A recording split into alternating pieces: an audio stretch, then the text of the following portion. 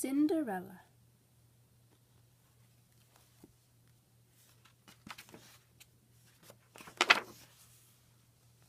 Once upon a time, there was a girl named Cinderella. She lived with her stepmother. The stepmother did not like Cinderella. She made her work very hard every day, scrubbing the floors on her hands and knees. Cinderella had two stepsisters. Their names were Drizella and Anastasia. The stepsisters never had to work. They just pranced around the house in their fancy dresses, and they always made fun of Cinderella because her dress was so plain. One day a letter came to the house. "Drizella, Anastasia," cried the stepmother, "listen to this." She read the letter. It said, "The king is giving a ball tonight. His son, the prince, will choose a wife. Every girl in the kingdom must be there." "Then I can go too," said Cinderella. "You?" cried the stepsisters, and they laughed and laughed. "But it says every girl in the kingdom must be there," said Cinderella. It did say that. The stepmother smiled and said, "Of course you may go, Cinderella. You may go if you do your work first, and if you have a dress to wear." "Oh, thank you," said Cinderella, and she ran up to her room. Some mice lived in Cinderella's room. They were Cinderella's friends. She had even made little clothes for them. "Guess what?" she cried. "I am going to a ball at the palace." "Hooray!" cried the mice. Then she showed them an old dress. "It just needs a little mending," said Cinderella, "and maybe a sash, and some beads to make it pretty." "Yes, yes, Cinderella," said the mice. Talking mice. Funny. "Cinderella!" cried the stepmother. Cinderella went downstairs. "I want you to clean the floor, and wash the windows, and dust the drapes," said the stepmother. "But I did that yesterday," said Cinderella. "Do it again," said the stepmother. Cinderella worked as fast as she could. But there was always one more thing to do. "Cinderella, Cinderella, Cinderella." "Oh dear," said Cinderella, "I will never have time to mend my dress." "They make Cinderella work, work, work," said a fat mouse named Gus. "She will have no time to fix her dress," said a skinny mouse named Jack. "We can do it," cried the mice. "We can fix Cinderella's dress." Gus and Jack sneaked into a big room. The stepsisters were dressing for the ball. "I hate this old sash," said Drizella, and she threw it down. "I never want to see these beads again," said Anastasia, and she dropped them to the floor. Jack grabbed the sash. Gus picked up the beads. They took them to Cinderella's room. "Look, we found these," said Gus. "Now we can make Cinderella's dress really pretty," said Jack. They measured, they cut, they folded, they sewed. They worked and worked as fast as they could. The hours went by quickly. Smart little mice. Cinderella had to help the stepsisters with their dresses. When she was done, the stepmother said, "It is time to go to the ball, girls. Are you ready, Cinderella?" "No," said Cinderella sadly. "I do not have any time to fix my dress." "Too bad," said the stepsisters. "You must learn to work faster," said the stepmother. They watched Cinderella go up to her room. When Cinderella opened the door, she saw something wonderful. Her dress was ready.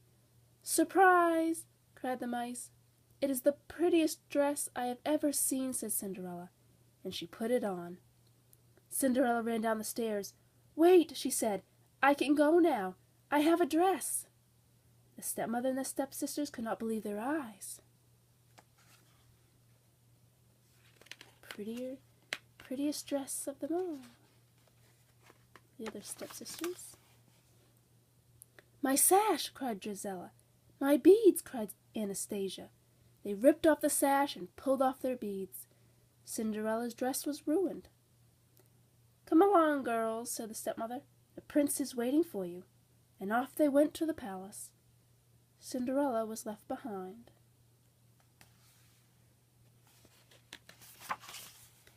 Cinderella ran into the garden.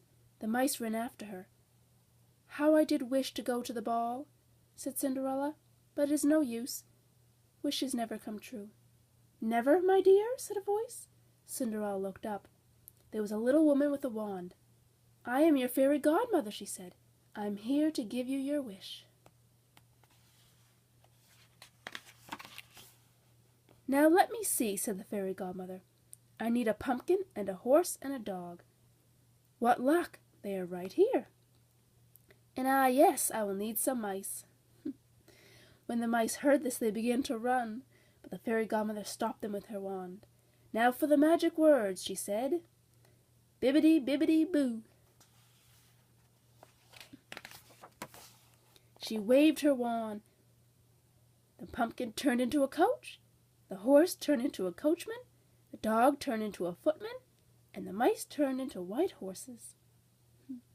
"Now hop in, my dear," said the fairy godmother. "But my dress," said Cinderella. "Oh my," cried the fairy godmother, "I almost forgot." She waved her wand again. Cinderella looked down. Her dress turned into a white gown. Her shoes turned into glass slippers. "Oh, thank you," said Cinderella. "Now hop into the coach," said the fairy godmother. "But remember, all the magic ends when the clock strikes 12.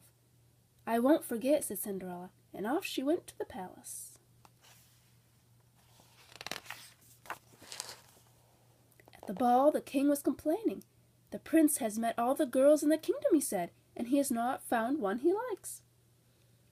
"Give him time," said the Grand Duke. "He has had enough time," cried the king. Just then Cinderella came into the ballroom. When the prince saw her, he bowed. "May I have this dance?" he asked. "Yes," said Cinderella.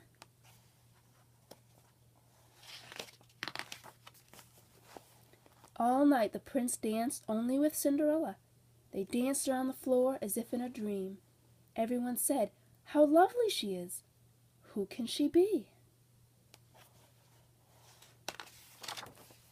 The hours went by quickly.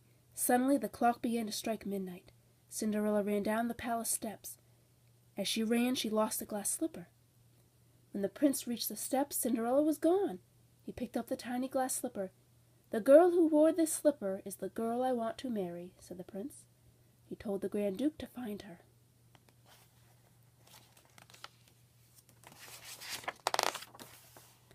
Even before Cinderella was home, the magic ended. The coach turned back into a pumpkin, the coachman turned back into a horse, the footman back into a dog, and there were Cinderella and the mice just as before. The next day the Grand Duke took the glass slipper to every house in the kingdom. At last he came to the house where Cinderella lived. Cinderella was up in her room. First Drizella tried the slipper. Her foot was much too long. Then Anastasia tried the slipper.